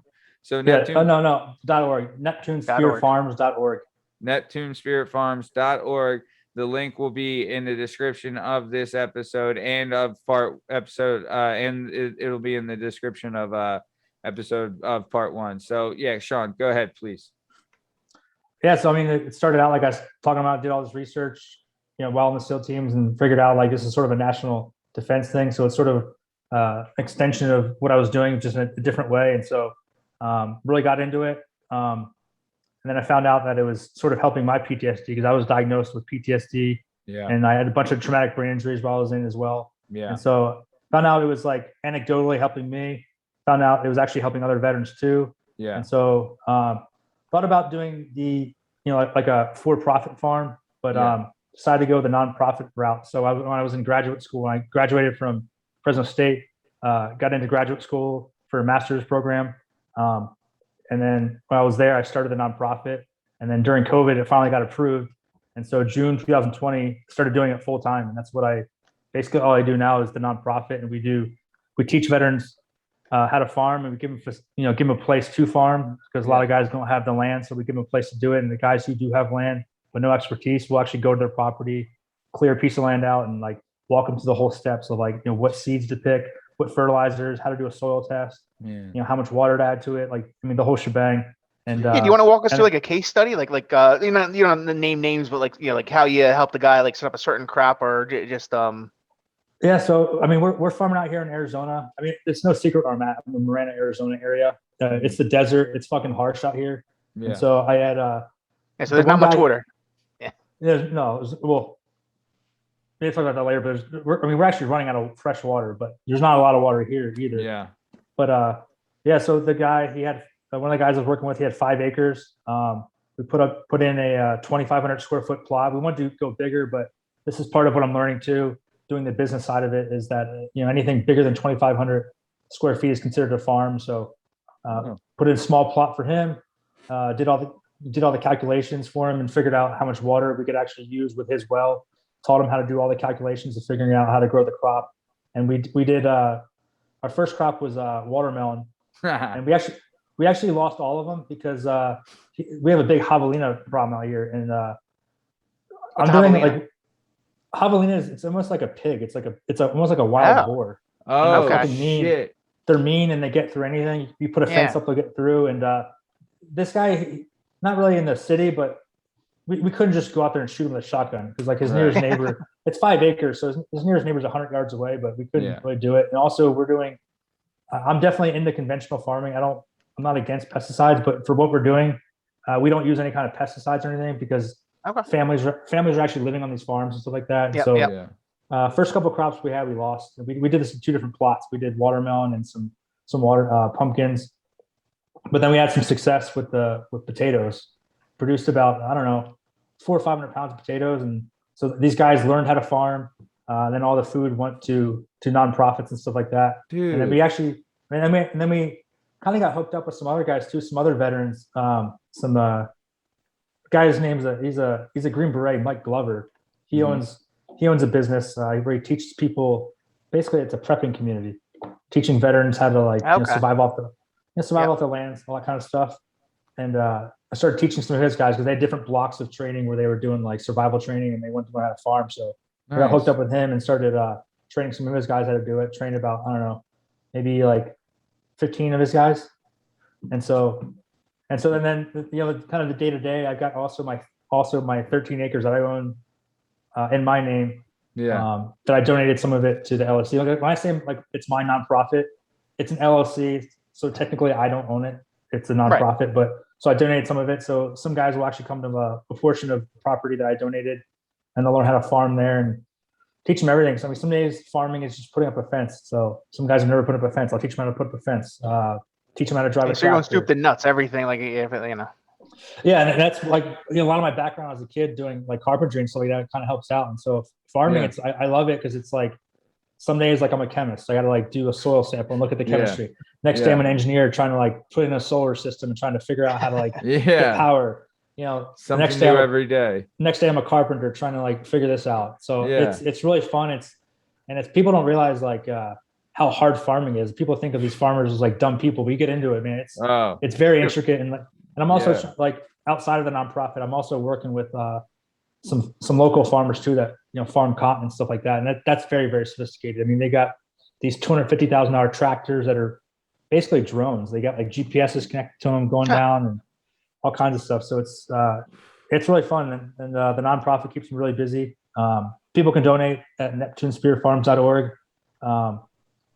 We have T-shirts there, hats. Actually, we don't have hats yet. We got patches and all kind of stuff, so people can go there. And then on our Instagram, we try to keep up to date on there.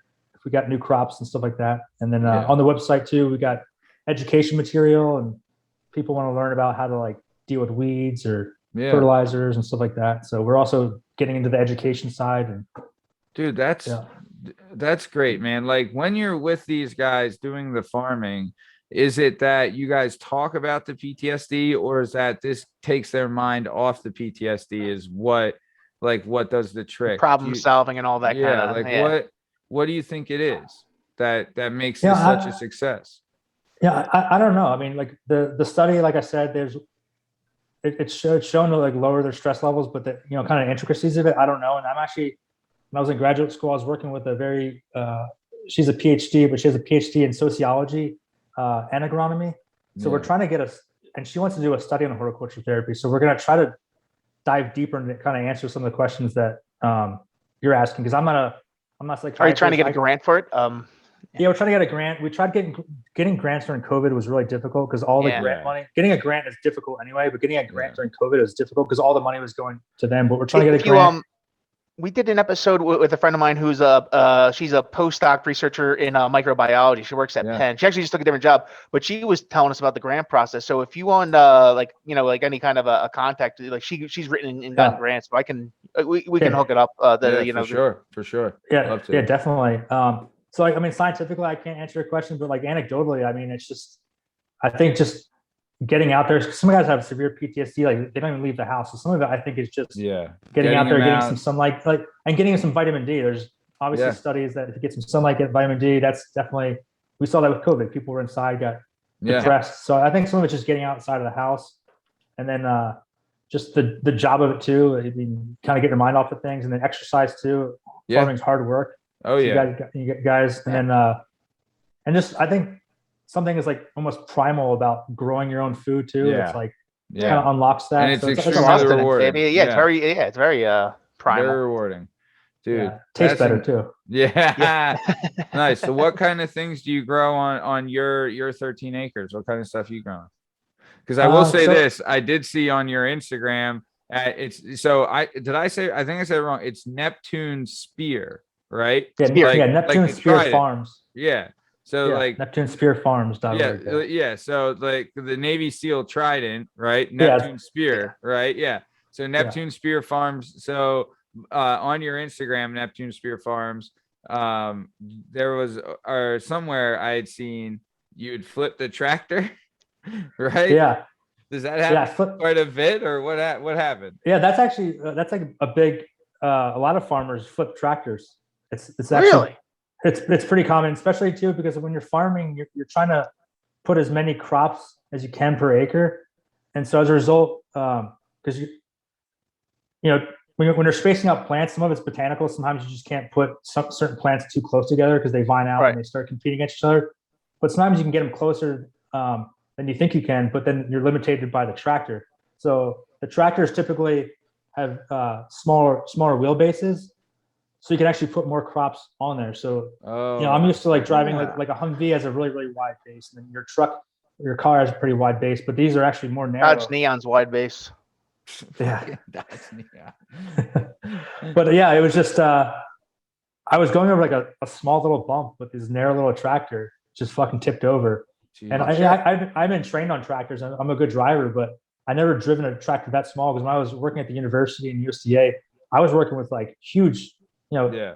$300,000 tractors, like 150, 300 horsepower diesel engines. This is like a little tiny little 22 horsepower. Because I mean, I'm buying all this stuff myself. Yeah. And I'm big on like Dave Ramsey finance and stuff like that. I don't like financing things, so I didn't want to get some big tractor. But yeah, it's a small tractor, narrow wheelbase, and tipped it over. Shit. And luckily, I kind of knew it might possibly tip over, so I was kind of ready.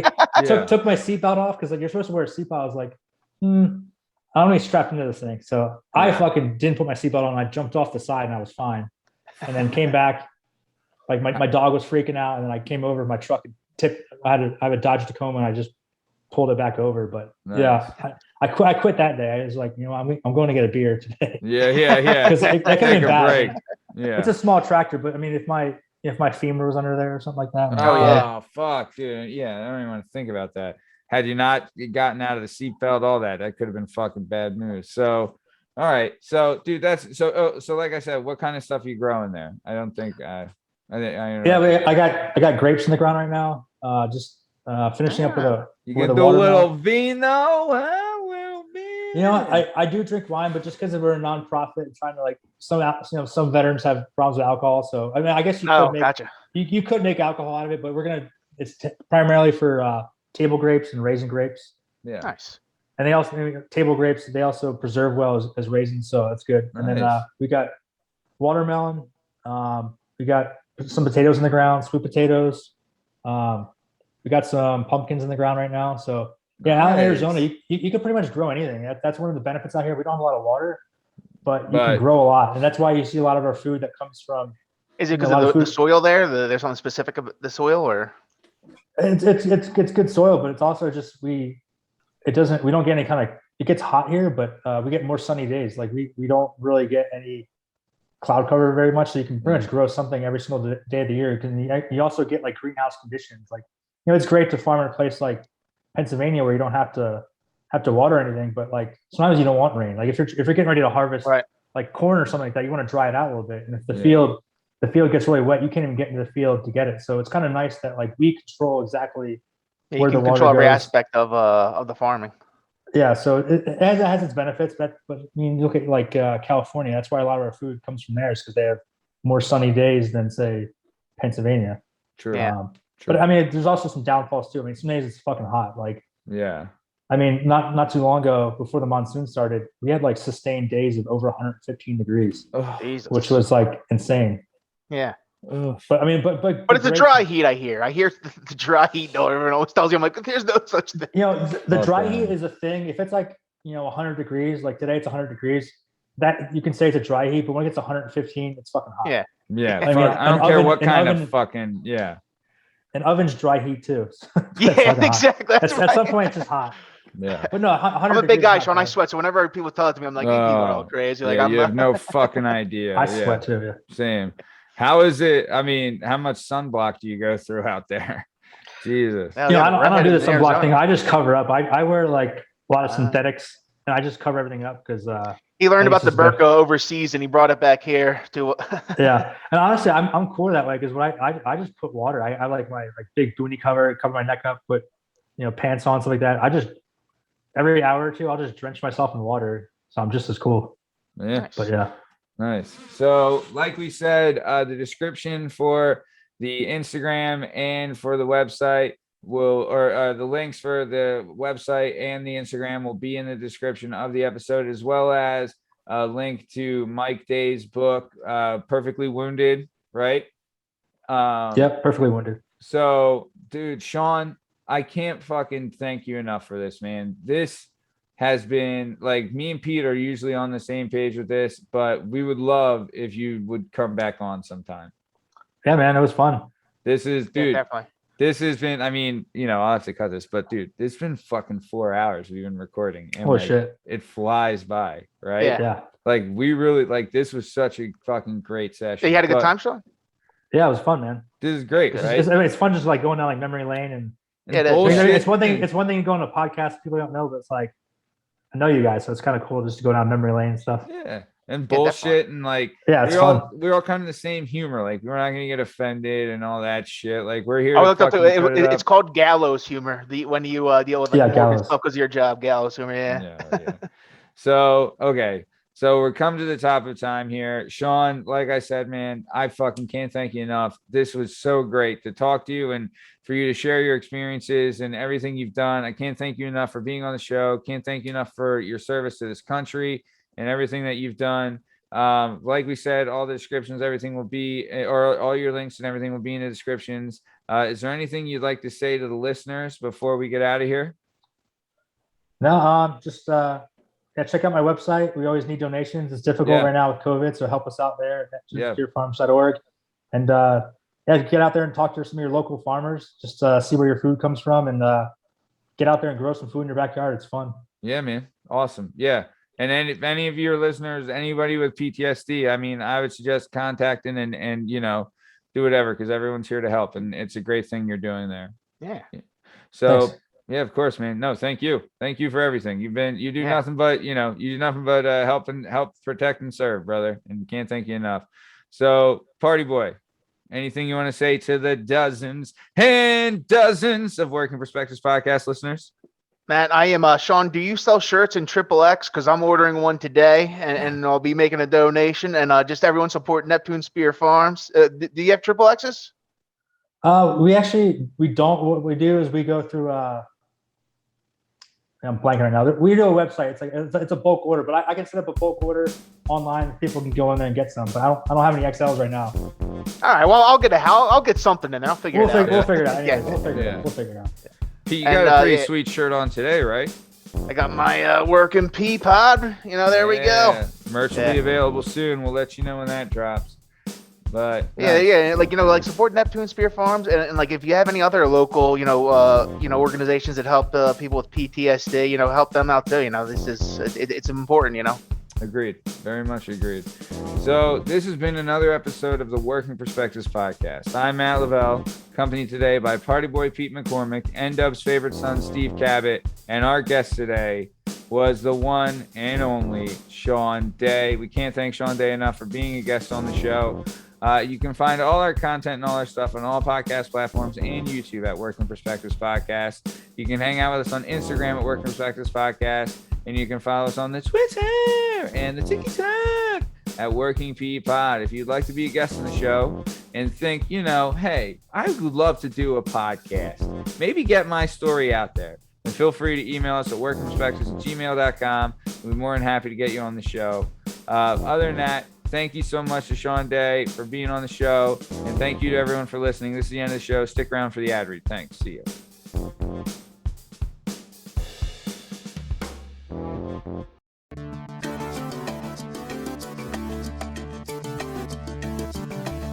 Do you have a message or a story inside of you that you've been waiting to tell? Have you always dreamed of writing a book, but are intimidated by the complexities of the book publishing world? Perhaps you want to use a book to launch your public speaking or consulting career. If so, please reach out to Scott and Bell Publishing, located right here in beautiful Philadelphia, Pennsylvania. Scott and Bell Publishing handle all genres and authors with all experience levels. Scott and Bell Publishing gives authors 100% creative freedom and a higher royalty split. They can be found at www.skotbell.com.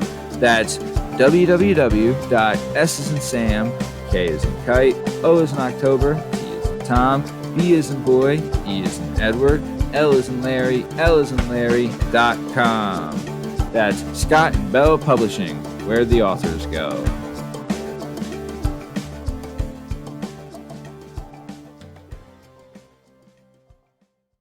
It's our objective to be effective by voicing societies. Working perspective, exploring your day and how you get paid. Launching a new episode every Tuesday. Your day can transform while we inform with new episodes available on every platform. So check out our fine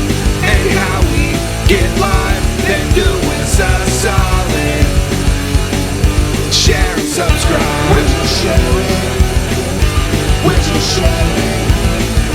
We're just sharing.